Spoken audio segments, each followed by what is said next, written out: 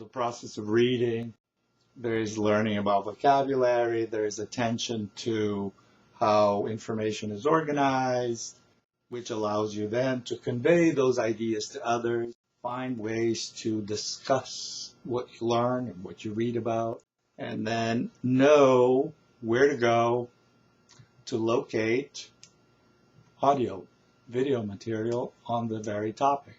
For example, if you are reading an article about a particular aspect of your topic, where there is a particular expert or a particular source of research or information on your topic, you can use those facts, that information about what it is that you're reading about, to go and locate talks, podcasts, videos, news coverage, material that you can listen to bring about this integration of your skills, right?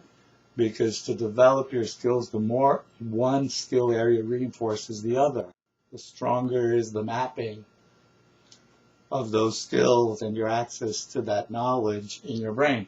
That's what is so limiting about the passive school type of learning, where it's a passive thing where you receive. No, it's more of a engaging with the material, with the information in a two-way. If you read, you have to go back into that reading to see how it's organized, what is the words here, how are they used, what can I learn, how do I convey these ideas, how do I write about these ideas, can I listen to material where these ideas are being discussed, and then can I follow, can I have something to say? And so that's the gem. If, a little word here, motivation.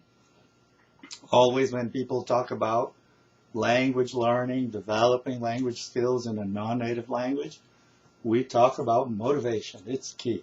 Well, what is motivation? Motivation is wanting to do all that for some purpose. And that purpose has to be real. Otherwise, on a brain level, you're not going to engage as much, as deeply, as meaningfully, and you're not going to sustain that engagement as long with the material if it's only an English exercise. That's an initial activity, because one important part of real life, of mastery of language, is to have the ability to absorb information through reading, then to be able to convey that information, those ideas, through speaking, through writing.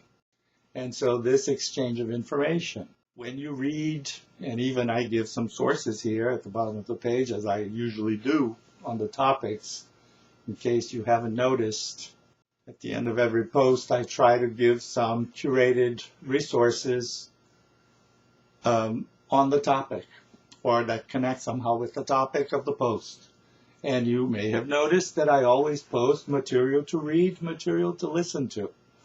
Because anytime you're pursuing knowledge, learning on topics, on content that you truly care about in English, it's in your interest for the development of your skills that you always take advantage of that to focus on your language skills and to leverage them forward. One way you do that is you integrate skills. If you're reading about something, don't forget to find material on that very topic that you can now listen to.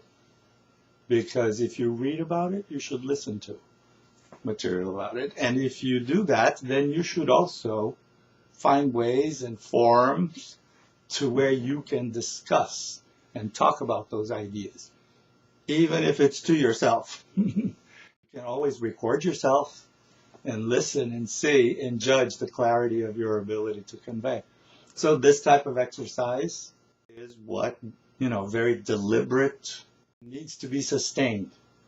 If you are not doing that at the service of learning something that you really care about, it's hard to sustain and it's hard for it to be meaningful.